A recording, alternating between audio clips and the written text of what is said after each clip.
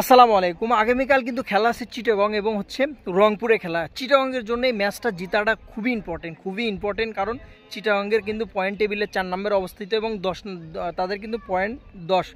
তাদের টিমে কিন্তু যথেষ্ট ভালো ক্রিকেটার আছে। তো যদি আমি দুইটা টিমের যদি টিম বিশ্লেষণ করি, যদি বা একাদশ বিশ্লেষণ করি, সেক্ষেত্রে কিন্তু রংপুরে জেতাটা মোটামুটি বলা চলে। দুইটা ম্যাচ কিন্তু রংপুর টানা হেরেছে এবং কালকের ম্যাচটা যদি হেরেও যায় তাও কিন্তু কোয়ালিফাই করবে রংপুর। সেদিক থেকে বলা যায় যে রংপুর যদি কোনো ক্রমে চিটাগাংয়ের কাছে হেরে যায়, সেদিক থেকে কিন্তু চিটাগাংয়ের জন্য একটা বিশাল একটা বেনিফিট। এবং চিটাগাংয়ের টিমে বলা যায় হায়দার এবং ওসমান, এই দুইটা ক্রিকেটারের বলা যায় যে কম্পালসরি একাদশে থাকবে।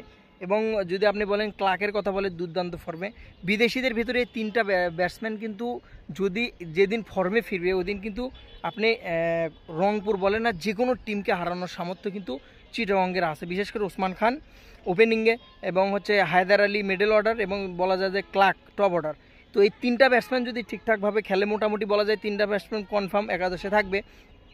সৌম্য সরকার ফিরেছে রংপুরের একাদশে। সৌম্য নিজেকে কামব্যাক করে এখন স্ট্রংলি কামব্যাক করাতে পারেনি, সবেমাত্র একটা ম্যাচ খেলেছে ইঞ্জুরি থেকে এসে। যে ফর্মে ছিল সৌম্য সরকার, দেখার মতো দুর্দান্ত ফর্মে ছিল এবং সেই ফর্মে থেকে যে শেষটা করেছে ওখান থেকে কিন্তু শুরু করতে পারেনি সৌম্য। তবে রংপুরের খেলার কথা আছে, সুনীল নারিনের খেলার সম্ভাবনা অনেকটাই কথা চলছে এরকমটা, এবং বিদেশি প্লেয়ার কিন্তু প্লে অফে আরও অনেকে আসবে। তবে রংপুর যেহেতু কোয়ালিফাই করেছে সেদিক থেকে হয়তোবা একটু প্রেশার কেট ছাড়া হয়তোবা খেলবে। তবে সেদিক থেকে একটা জিনিস বিবেচনা করা যায়, সেটা হচ্ছে যে আমি যদি মনে করি যে কালকে যদি চিটাগাংয়ের মাঠ, যেহেতু বিনপুরের মাঠে খেলা, সো প্রথম 1:30 খেলাটা শুরু হবে প্রথম ম্যাচ।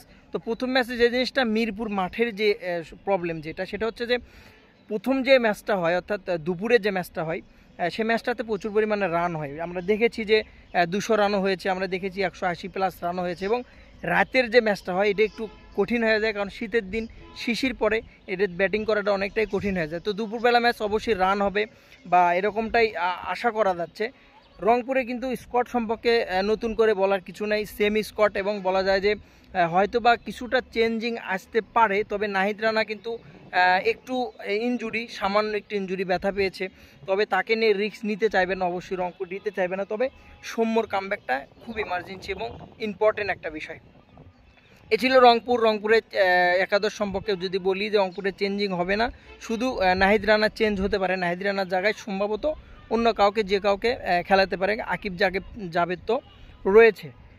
চিটাগংয়ের জন্য কিন্তু ভাই ম্যাচটা ভেরি ইম্পর্টেন্ট ম্যাচটা, কারণ চিটাগং কিন্তু জিতলেই প্লে অফে যাওয়ার সম্ভাবনা বলা যায় যে 100%।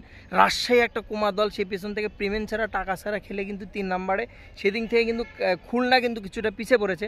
তো চিটাগংয়ের কালকের ম্যাচটা কিন্তু জেতাটা খুবই ইমার্জেন্সি এবং ভেরি ইম্পর্টেন্ট। কালকে জিততে হবে যে কোনোভাবে চিটাগংকে। যদি জিততে পারে প্লে অফে মোটামুটি বলা যায় নিশ্চিত, এবং প্লে অফের পথে অনেকটাই কিন্তু পা বাড়াবে। তো বেস্ট অফ লাক রংপুর এবং চিটাগংয়ের জন্য। চিটাগং ভালো কিছু করুক, ভালোভাবে কামব্যাক করুক, এ কামনাই করছি। ভালো থাকবেন, সালামু আলাইকুম।